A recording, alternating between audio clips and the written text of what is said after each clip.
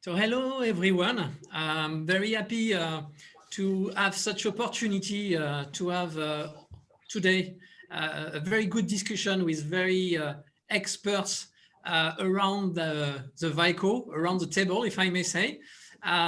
We have the opportunity to have around us with us Captain Hamza Ghouth from flyadeal, Director of the All Operations. Also Azman Aziz from Malaysian, Head of Fuel.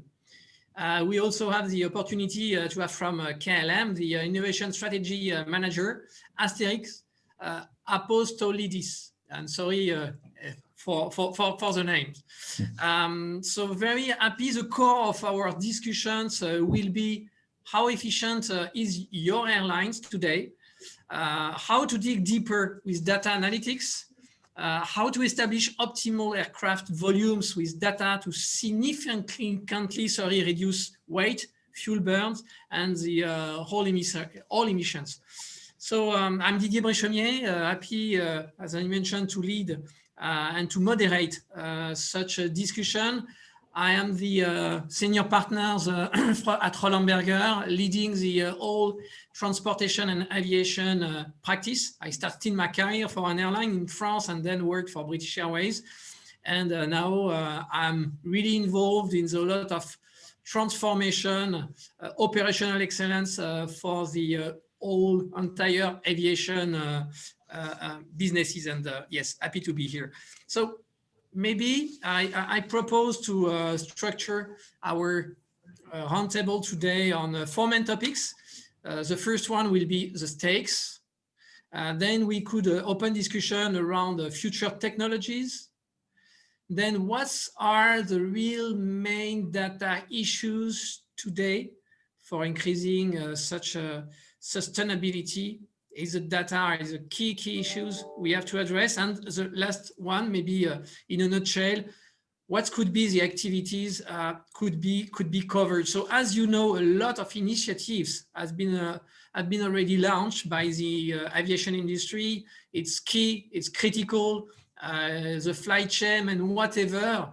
But even regarding communication, over the last 20 years, as everyone knows, the aviation has done a lot of innovation, a lot of work regarding fuel policies, regarding sustainable fuels, regarding CDM or advanced CDM, real-time routes, optimization, etc., etc. A lot has been done, but today maybe we are able to do much more. So maybe on the first topic regarding the states, my first question could be for Mr. Apostolidis, Asteris. Aviation, of course, is, as you know, highly regulated industry by a lot of bodies. Can we trust data science for safety critical application that can enable a green, strong recovery? Hello, good morning to everyone. First of all, thanks for having me. It's great to be among you. And well, going to your question. Yes, aviation is highly regulated, and well, I think that's necessary, of course. However, I think lots of progress has been already done when it comes to data. We can use data. We use heavily data right now for all kinds of different initiatives and purposes. However, I think that human intervention for the moment is necessary, especially when you talk about safety critical applications. Just to give you an example, let's say that we have to maintain an aircraft part or an aircraft component. We can use data to understand what is the status, what to do prognostics or whatever, but then it's a human that makes the inspection and decides. So if we see the whole sector, we can give lots and lots and lots of similar examples. So I think a question there is that would we trust AI for the future to basically replace the human in this decision chain? We've asked this question some time ago, well, a few months ago in a similar session to some colleagues, and the opinions were divided. So that shows me that I think people are still a bit divided on what should we do, and that's very reasonable. So what we need right now is to make sure that there are specific rules, specific regulations that make AI certifiable and trustworthy. And there are industrial groups, well, part of some of them, that works towards this direction. So we need to make sure that AI, and talking about AI, I think that the first domain that will become certifiable is machine learning. So we need to develop the right processes and procedures together with the regulators, together with the OEMs and the operators, and make sure that there are some very clear and strict processes and rules that we need to follow and unleash the advantage of AI in safety critical applications. It's a long road. We still have a long way to go, but I think it's feasible, and I think this will give us lots of opportunities. Thank you, Apostolidis. Maybe Mr. Azman, a question of the time. Is it the right time? Why must airlines now should invest now? How could be the benefits to the industry in the future? Hello, Didier. Hello, everyone. And thank you for having me here. Yeah, so I think now is probably the most important time for us to tap into these opportunities, because as you are well aware that the industry is ravaged due to the pandemic, and there is potentially through the height of the pandemic, an airline would operate potentially around 10 to 20% of its normal capacity. So in terms of resources available, even though there is a lot of pressure that is being put on cash, there is a lot of attention that has to be put into recovering in a sustainable manner, or putting in the efficiencies as we kind of restart the industry, hopefully coming very soon. So all these opportunities, especially what Dr. Apostolidis mentioned just now, everything accounts for something, because as you know, for in the airline industry, even a 1% improvement in fuel efficiency can account for tens of millions of dollars on the bottom line. So it is important, I think, for our survival, for airlines to venture into this. And I think now is the perfect, most opportune time to utilize into this pandemic. Thanks a lot, Mr. Azman. Maybe Captain Hamza, on the top of that pure topics regarding the certification of the AI, how and who could finance and invest now for the future. On the top of that pure data-driven technology, what is for you the other topics to address on that field to secure such a sustainability? And of course, the data is an enabler of all of that. First of all, thank you for having me. You're perfectly correct. The data is an enabler. It shows you what has happened and what is happening right now. However, it doesn't, if it is not coupled with the processes and procedures for the actual operators of these equipment that utilizes fuel, the effect will not be translated. You could put controls on how to fly an aircraft, but you need to ensure that you monitor these aircraft, and they're following, and the crew are following the controls that were put in. Many thanks. Yeah, sorry, please. Same thing for ground operators and GSE. It's the same thing. An example is monitoring fuel consumption for ground GSE equipment for aircraft remaining overnight, which a lot of aircraft would require some kind of either air conditioning or specifically here in the Middle East, it's very hot. It will require some electricity to keep the systems up and running for maintenance and other tasks to be done over the night. Crystal clear. Many thanks, Captain Hamza. Maybe we could deep dive on such a specific topics on the question we will address. Maybe you are coming from three key, big, famous airlines in Europe, in Asia, in the Middle East. So maybe that could be great to have some examples, some samples of what maybe you have done regarding technologies. So the question regarding what are, from your point of view, the future technologies, and how critical such technologies are, and what are they are, in fact, they could enable a green recovery, but sometimes such a technologies is also have a key issues regarding efficiency. So yes, my question is, from your point of view, what could be the future technologies to implement? So maybe I will ask Mr. Azman for answering such a question, and if you have some good experience to share with us, that would be great. Thank you, Didier. Firstly, let's talk about the hardware required, right? So obviously, moving forward, we see aircraft replacement as the biggest, one of the major drivers for efficiency, fuel efficiency improvement, especially, and also in maintenance cost.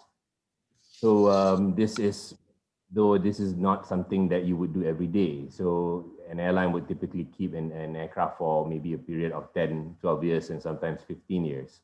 But every time you upgrade your aircraft type, you're potentially seeing double-digit improvements in fuel efficiency.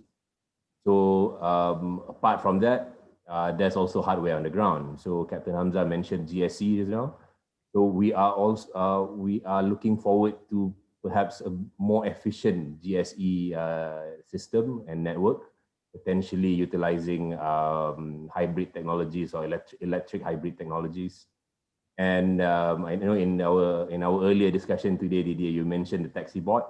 We are also looking forward to similar types of technologies becoming mainstream, so that it may be used potentially globally and could really drive us towards a target of being 100% zero emission while we're on the ground. From a software perspective, perhaps I can share a little bit of what we have been doing here at Malaysia Airlines. So for the past 2.5 years, we have been actively harvesting as much data as possible from our aircraft via the FDR, flight data recorder. And the intention of harvesting this data is to look into, is to feed it into a fuel efficiency system, and to look into specific SOPs that drives fuel efficiency. And the level of analytics is so detailed to the point that we are able to identify behaviors within pilot groups or the trends with regards to ground fuel burn. So this analysis is critical for us to drive the change management activities. And what we see in the future is perhaps better interaction between this system and the actual users in the business units, let's say the engineers, the ramp agents, the pilots. So the pilots have a tool already, they have the electronic flight bag. So this iPad in the cockpit, if we can introduce an application in it that interacts with the pilot as the flight goes along, then it helps decision making on the pilot side, and it also lowers down overall workload rather than giving the pilot as much analysis on the ground. So we are seeing a lot of use of data, but to us, what's I think the most important thing is to ensure that this data and the analytics is then communicated directly to the users in the most direct manner as possible, and not stuck at some HQ office. Many thanks, Mr. Azman. So, Captain Hamza, regarding technologies, what's your point of view for the criticality and maybe some experiences you have seen in your company? Well, technologies are, as we said, are very important enablers. They make you see. However, the environment usually doesn't bend with you the way you would expect. So there is a balance between how much risk you can take and being fuel efficient and reaching a point where the odds are against you. For example, if you go to a destination that is usually clear skies on your arrival time, you would set a number of liters to be uplifted for the aircraft, and this usually would suffice to cover the trip fuel.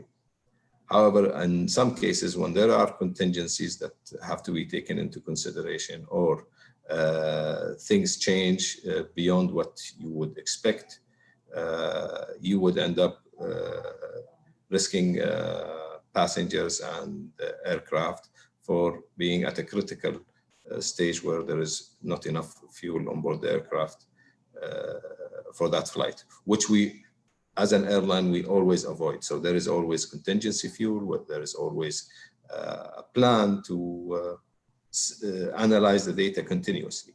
Now, the problem with aircraft, you can't fuel them during flight. You have to do the fueling on the ground before you take off. So these technologies, they give you more confidence on how much a calculated risk can be taken. However, we still have some uncertainty because the environment is something we do not control. We can run our analytics, we can do our statistics, but at the end, the human has to make a decision at the end on what risks are acceptable and what are beyond what we can accept. Yes, many thanks, Captain Hamza. That's for sure. Trust and confidence is the two key words on maybe on that evolution. Dr. Apostolidis, what's about the initiative? I know you have done a lot in KLM, so could you share with us some of them? You are on mute. Yes, apologies about that. So I see two main areas that, I think are important. The first one is, the use of data and the improvement of operational efficiency. And the second one is new aircraft technologies. Starting with the first leg, yes, we do use lots of data. I think, most major airlines are through this path right now. For all kinds of applications, fuel efficiency is a very good example. And as my co-speakers mentioned before, even a small improvement in fuel efficiency means, has lots of environmental and benefits, and of course, a higher cost efficiency for the airline. There are many domains that you can apply the same principles, because in the end, what you see is that, the way an airline is organized and is structured is that we need to take different decisions, and the systems that we use right now, it can be heuristic, it can be sometimes the decisions suboptimal, but we know they work. So in my opinion, there is lots of ground for improvement in all the domains of an airline. So it can be, of course, like as before, fuel efficiency. It can be GSE, ground service equipment, as well as my co-speakers mentioned. It can be, cargo as well. It can be weight. It can be anything. Basically, if you see, you can use data to optimize all kinds of different areas within an airline. So in that sense, I do believe that, we're at the start of the journey. I think there are lots and lots of opportunities in this area. And I think we try to exploit all of them. Of course, Of course, we are at the start of the journey, but we are committed to do that, and we very well follow the state of the art right now in this area. That's one. The second thing is that we see all kinds of new promises for new aircraft technologies. We talk about electric or hybrid or hydrogen. I think that's pretty far in the future, but we follow those developments. Airbus announced, I think somewhere in September, that they plan to launch a hydrogen-powered aircraft in 2035 and into service, basically, which is very encouraging. We follow those initiatives. But that's, well, to be honest, that's still a bit futuristic. I mean, we need to act now with what we see. In that sense, I think an area which is important is that, for example, if we talk about aircraft data, the current generation of aircraft was developed, well, if we take the example of the Dreamliner, for example, which is supposed to be, well, the current, well, the most modern aircraft we have in the fleet. It was developed 10, 15 years ago, and we see that technology advanced in those 10, 15 years too much. So we talk about sensors that, well, if they were there, we could have lots of opportunities to run algorithms that they monitor the functioning of different subsystems. So I expect in the next generation of engines and the next generation of aircraft to have those sensors there and to exploit more possibilities there. So I think that's, let's say, the two legs that we need to keep an eye on. First, operational efficiency. Second, new technologies. And again, data analytics are everywhere. So, for example, if you identify patterns in the way you use your ground equipment, then you can optimize how it's used, and then you can go to, again, electric ground equipment or, well, hydrogen power and so on. Because, for example, the Schiphol Airport in Amsterdam is committed to become carbon neutral by 2030, and that's 10 years from now. It might seem a long time, but it's not. It's a very short time frame. So we need to find solutions now, and we try to make sure that well, we have those solutions in place when needed. Many thanks. Yes, you're right. So it's a key question of how we are able to speed up the implementation of what we have already as mature as we have. Absolutely. Yeah. Okay. Many thanks. So regarding maybe the data issues, because you mentioned all of you three that we need the data. So we have in the aviation a lot of data. What is the main topics to be sure that we could get out of them the best of such a data? As you mentioned, all you three, that we need more cooperation on some businesses, activities, from the ramp to the pilots, maybe also the airports with the airlines and with such and some OEMs. So how will the data become more important? And maybe I'm quite a little bit convinced that post the COVID-19, we need to move faster all together to address that issue. So what's from you is the main issues we have to tackle regarding the data. Maybe the first answer with you, Captain Hamza, if you want. Yes, in flyadeal, when we first started tackling this issue, we started sharing data, fuel data with our pilots to get them involved in the fuel efficiency and conservation program. Now, the important part is we created procedures to conserve fuel. That is used by the entire industry. So continuous descent approach, single engine taxi, reduced thrust rated takeoffs,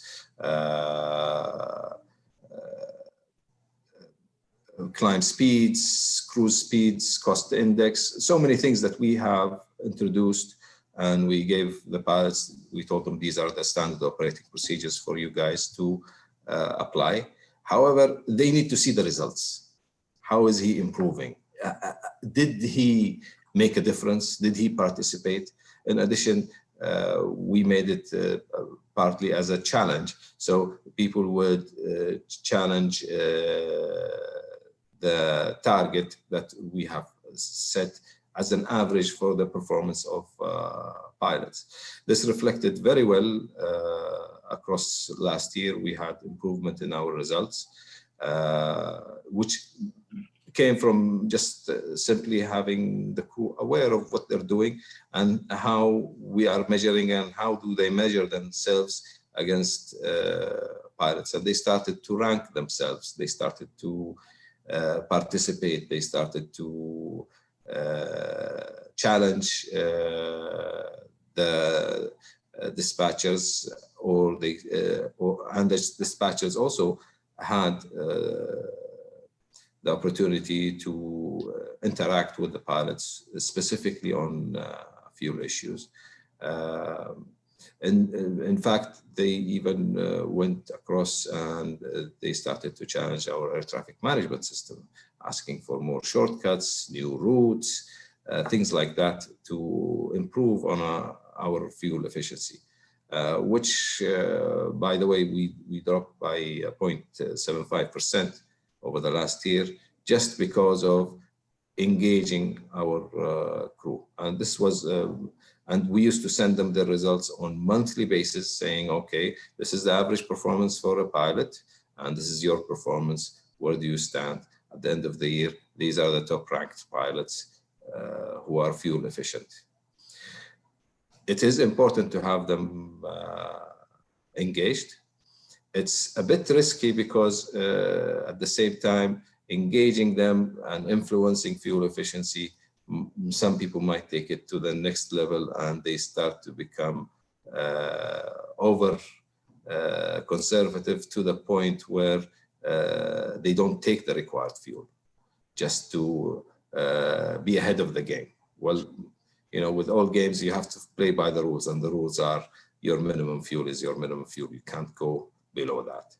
And that was part of the challenges that we had with the pilots in pushing the boundaries. And it is amazing how you see people who take up challenges and they want to be the best of the best. Many thanks, Captain Hamza. Yes, crystal clear. Maybe Dr.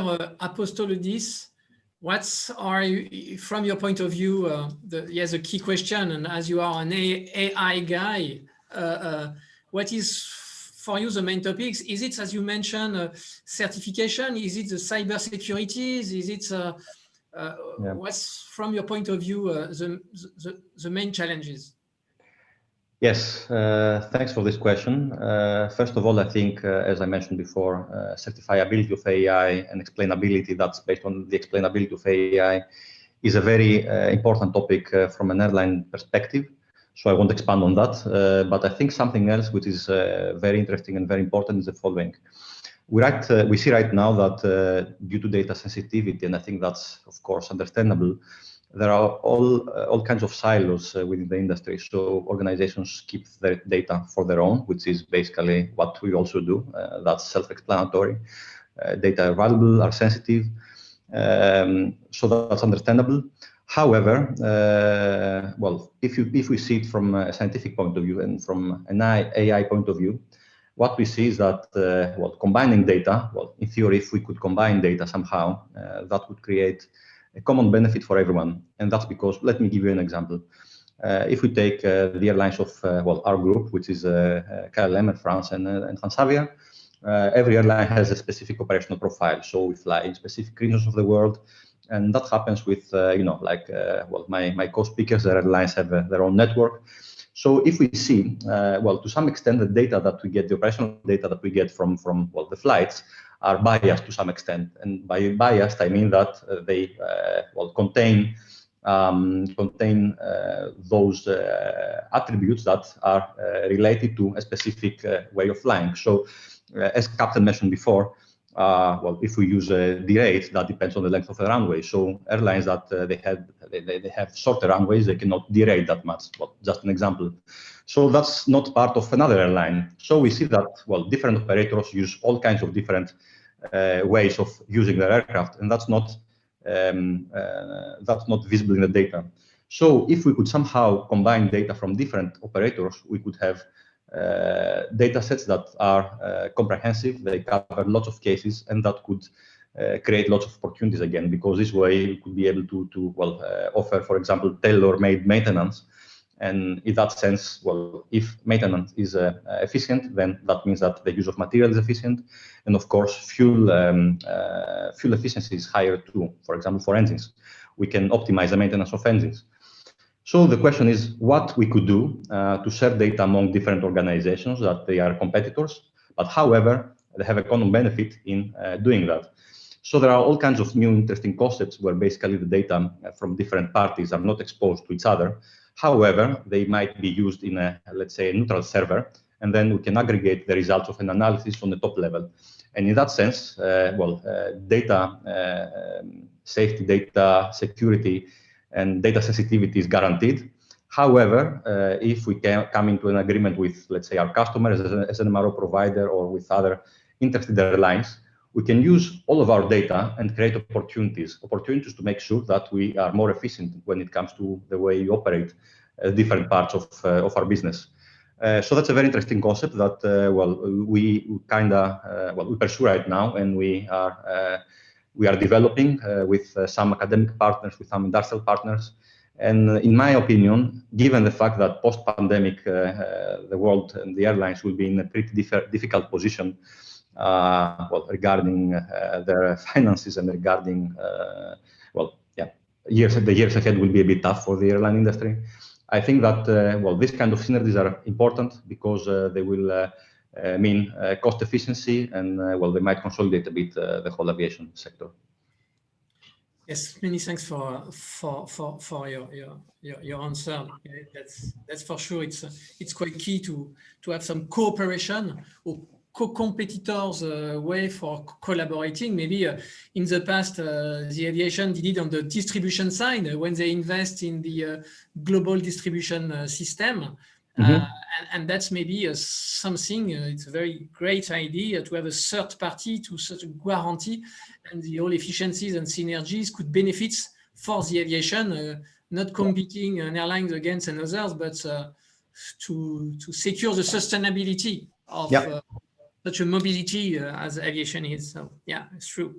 So maybe to the last question to conclude on the last word from all of you, that could be what's regarding the activities should be covered, and I well understood that should be all the activities, and the data analytics could enable such a sustainable transformation. So what do you think maybe of the activities should be covered, and maybe as a last word of conclusion from all of you, what could be the main things to do to secure such a sustainable development for aviation?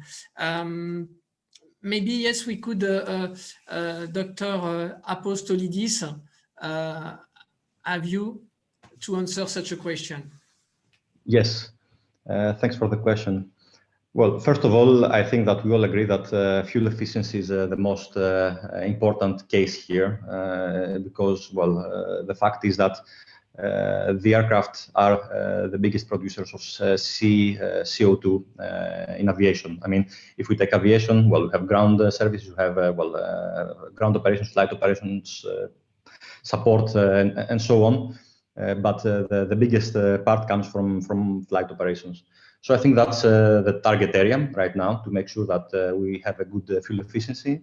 However, there are all kinds, but sustainability is not only about CO2. CO2 is very important, but it can be other parts too. Well, just to give you an example, we developed as a company an algorithm called Meals on Board, which makes predictions about how many passengers we're going to have in the different flights. And then we take the right amount of meals on board, which means that first of all, weight is optimized, and second, we won't throw away food after the flight, which was not consumed. But again, there are opportunities, in MRO, as I mentioned before, and I keep mentioning MRO because I used to be an MRO guy, in the past. And I think MRO is a key point as well, because it can guarantee fuel efficiency as well when it comes to engine maintenance and component maintenance.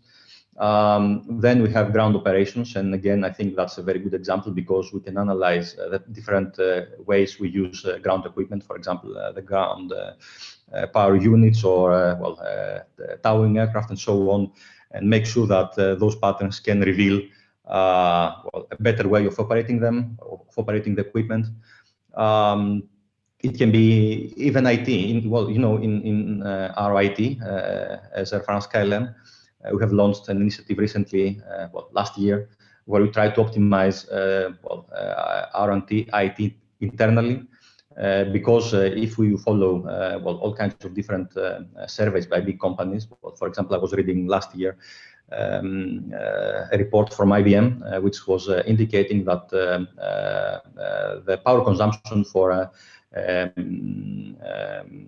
ICT in the next 10 years, it's gonna increase exponentially, and we need to keep an eye on that, because in one hand we have all kinds of data initiatives that are very welcome and very important, but there is always a risk that we reach a point where we accumulate so much data and we consume so much energy in processing those data that we have an adverse effect there, and that the data centers consume more energy compared to the energy that we try to save.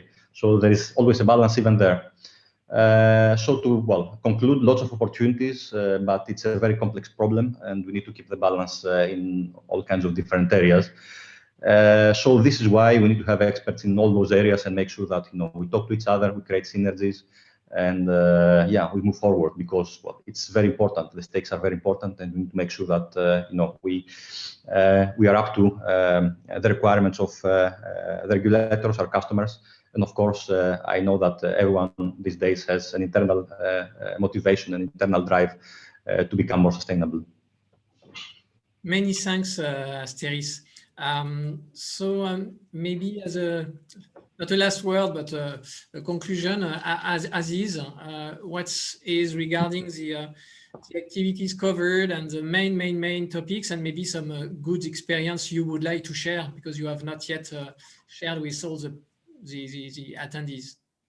Yeah, so I think while we are still in recovery mode from the pandemic, right, I think it's just important for us to focus on the big things. I think my colleagues mentioned fuel efficiency as a top priority. Even a little move in the needle can save you a lot, have a big impact onto carbon emissions as well as your P&L. In the short term, we can't expect a lot of investments to be put in, at least not until we recover. But I think in the long term, I think I would echo what Dr. Apostolidis mentioned just now about liberating the data, encouraging sharing of data more between the operators, so that there is cross-learning between the operators, and as well as you can bring all the operators up to a certain standard in terms of their maintenance program, their fuel efficiency, SOPs, and so on. And from what we've learned through the fuel efficiency forums at One World, our alliance, I think there is a lot of awareness, and I think there is a lot of willingness to share the data. But what's lacking here now is potentially the third-party platform, as mentioned just now, that would facilitate all this and potentially drive everyone together towards the same goal. And I think the goal has to be the advancements of the entire industry, and right now, perhaps even the survival of the industry as a whole. And also, we must not forget, I think, the sustainability responsibilities of the industry. And I think Ayata or something mentioned that the contribution of the aviation industry to global CO2 has increased from perhaps 1 or 2% in the 70s, and now it's, I think, closer to 3%. So regardless of the technology that has been introduced over the last 50 years, I think the industry is growing too fast to be able to offset its own. So I think we need to dig deeper to be able to stop this trend. And I think it is timely that everyone has committed to net zero goals, some by 2030, some by 2050. But as Dr. Apostolidis mentioned, it's coming very soon. So we have to start very quickly. Many thanks, Aziz. Maybe Capt. Hamza, Ghouth, what is your point of view regarding such a big challenge, or the activities covered, and what you think we must do for our industry? Yes, I share the same ideas and concerns for my colleague panelists. One thing that is a fact that we live in this world all together. What happens in one part of the world affects us all. Specifically, I want to address global warming and CO2 emissions, where all airlines, we pay taxes on CO2 emissions. And it's part of your bottom line. It's deducted from your, affecting your bottom line. However, ICAO and IATA they have an initiative for new aviation fuel that have 0% carbon. How do I translate it from Arabic? Contribution to carbon emissions, because across the life cycle of they call it the sustainable aviation fuel. It has zero contribution to the world CO2 contribution. And currently, there are several airlines around the world that have or are using a blend with Jet A fuel, and would like to see more support from governments to be able to produce this fuel, which is produced from normal waste, so plastics, garbage, things like that. And it could be blended with aviation fuel and used on board aircraft. Many thanks, Captain Hamza. So we are close to the end of such a panel. Maybe what I have as a resume of all you three. First of all, many thanks for the all content you share, fantastic content we share with us. If I could highlight some few topics, the first one will be, yes, the data, it's nice, but we need to normalize maybe the data. And we need to have more cooperation to get the data. And the cooperation is coming from in the airline, from the RAM to the MRO and the flight apps. Could be through the value chain, as mentioned, with the airports, the ground handlers, the OEMs for ground support equipment, for engine, for aircraft. So it's a key topic of cooperation of all the parties. Of course, the perimeters, it's the all businesses, as you mentioned, for the catering, the meals, could have some issues on the sustainability and also on the fuel consumptions due to the weight. So it's even on the catering side, everyone should be maybe embark on that same project. And you have mentioned, of some of you, one of you have mentioned the teams, because you need some data analytics, you need some teams, you need some expertise. Maybe such expertise should be splitted or should be shared in some extent for the benefits of the whole industries. And maybe the last topic is how to finance, because that's nice, but it's costly. Investment is now, the return is when. Who should invest? Is it some engine OEMs or aircraft where they have just quite recently invest some new engines? So how to help them to still continue to invest in the industry, in the innovation? So how to subsidize? I don't like really the name, the subsidies word, but it's how to secure the transformation of the aviation from the States, from the old bodies, and maybe IATA or some others could play key roles.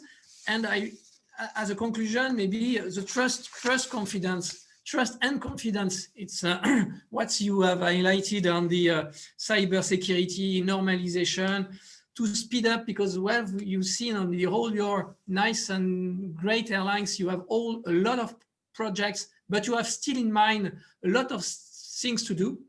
So, and that period, it's a critical period. It's not an easy one, but maybe it's a time for a huge, big transformation in the aviation.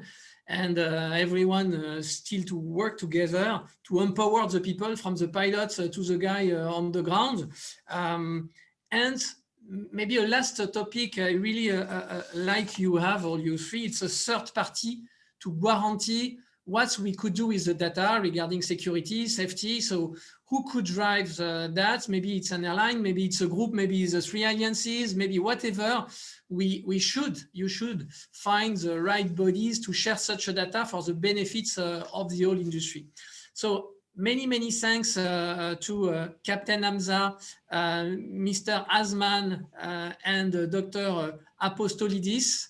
Many thanks for your great intervention and experience sharing. That's for sure will be very appreciated by all the attendees. Many thanks. Thank you very much. Thank you. Thank you.